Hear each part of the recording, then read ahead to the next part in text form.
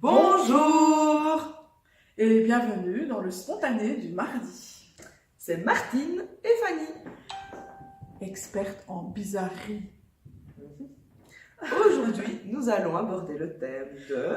Comment optimiser vos apprentissages? Alors, peut-être qu'il y a un enfant, un ado ou même un adulte dans votre entourage qui aurait besoin de regarder cette vidéo. Donc simplement, je vous invite à mettre son nom en commentaire ou à lui partager la vidéo. Comme ça, peut-être que ça pourra lui être utile aussi. Tout simplement. Et même si vous n'êtes pas ado et que vous avez envie de suivre une formation ou d'apprendre quelque chose de nouveau dans votre vie, parce que, enfin, moi j'adore apprendre.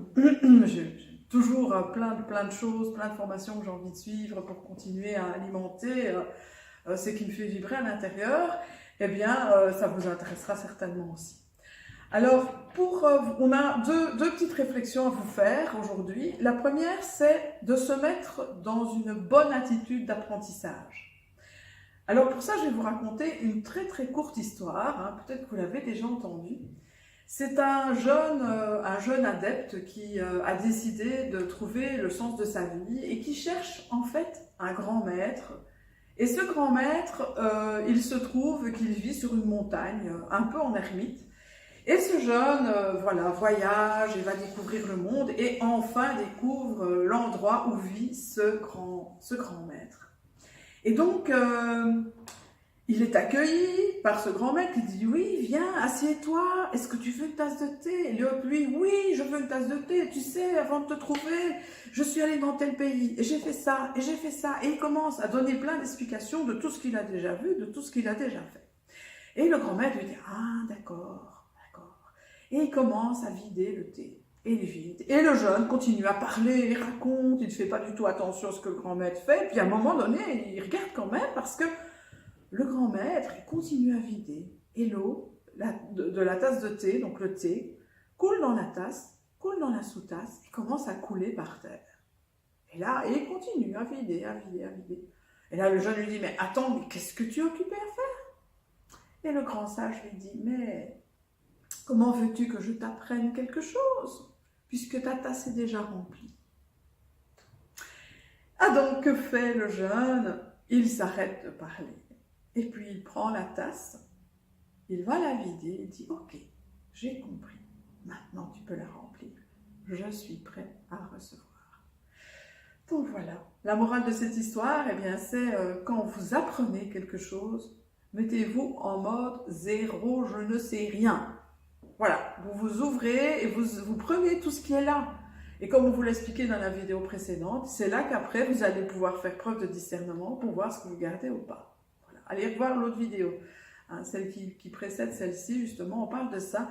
Mais c'est que quand vous êtes dans cet apprentissage, eh bien, dites-vous, ok, j'ai déjà un acquis, mais je peux aussi m'ouvrir à une autre manière de voir les choses, une autre perception, et donc je suis ouverte à ça et je peux vraiment... me mettre dans cette attitude-là d'ouverture, en tout cas. Voilà, ça c'était notre première réflexion. Et notre seconde réflexion. Alors, la deuxième réflexion qu'on avait envie de vous faire, eh bien, elle est le fruit de nos, quand même, longues années d'expérience, on peut le dire, par rapport à la méthode, donc la méthode équanime que l'on utilise dans toutes nos formations, où une de nos grandes forces, c'est qu'on travaille dans les 4 dimensions. Donc, je les rappelle, les 4 dimensions: physique, émotionnel, mental et spirituel. Et donc, simplement de dire, quand vous êtes en apprentissage, eh bien, veillez à voir si les 4 dimensions de votre être sont bel et bien représentées, présentes, sollicitées pour l'apprentissage. Parce que bien souvent, on apprend et on apprend dans la dimension mentale. On est surtout dans une société très mentale. Et il y a beaucoup de cours qui sont donnés d'une manière très mentale et on en oublie souvent en fait les 3 autres dimensions. Et donc simplement de vous faire part de cette réflexion-là. Veillez à ce que ces 4 dimensions soient sollicitées. Et tolérez aussi, si vous êtes parent d'adolescents par exemple, tolérez aussi que vos enfants puissent solliciter ces 4 dimensions. Et donc si vous avez, je sais pas moi, votre ado qui commence à bouger, à courir, à réciter son texte en se déplaçant dans sa chambre, etc., eh bien c'est peut-être qu'il a besoin d'aller solliciter un peu plus sa dimension physique, qui a besoin de mouvement, qui a besoin de mettre un petit peu d'huile dans tous les rouages. Donc voilà, pourquoi pas, on parle aussi du brain gym, il y a plein de moyens justement pour aller, tout en apprenant, solliciter cette dimension physique. La dimension émotionnelle, on pourrait en parler par rapport à être dans la bonne émotion, pouvoir être dans... voilà, oui, c'est ça, si je suis pas bien, si j'ai des émotions difficiles, lourdes, eh bien, mon apprentissage risque vraiment d'être compromis. Je vais assez rapidement, mais après, je vous laisse vraiment trouver aussi quels sont comment vous référez à ces 4 dimensions d'une manière qui vous ressemble. Dans la dimension mentale, eh bien, ça va être que ça soit stimulant intellectuellement. Ça peut être rien que dans la manière de structurer votre étude. Vous pouvez peut-être vous intéresser à tout ce qui est mind mapping, par exemple. Moi, ça m'a beaucoup aidé, par exemple, au niveau de la structuration mentale. Trouver une structuration mentale d'apprentissage qui vous convient par rapport à la manière dont vous fonctionnez. Et alors, par rapport à la dimension spirituelle, il va y avoir, en lien avec l'émotionnel aussi, l'énergie dans laquelle je suis, mais aussi le sens que ça a pour moi, cet apprentissage. Alors, un petit exemple personnel, quand j'étais en réto, donc pour les Français, c'est vraiment la dernière année, c'est l'année du bac, eh bien, je n'ai rien fait de l'année. Rien, jusqu'au mois de mai, où là, je me suis rendu compte d'un truc, c'est que si je ne m'activais pas, eh bien, j'allais encore passer une année supplémentaire à l'école, chose que je ne voulais pas du tout. Pas du tout.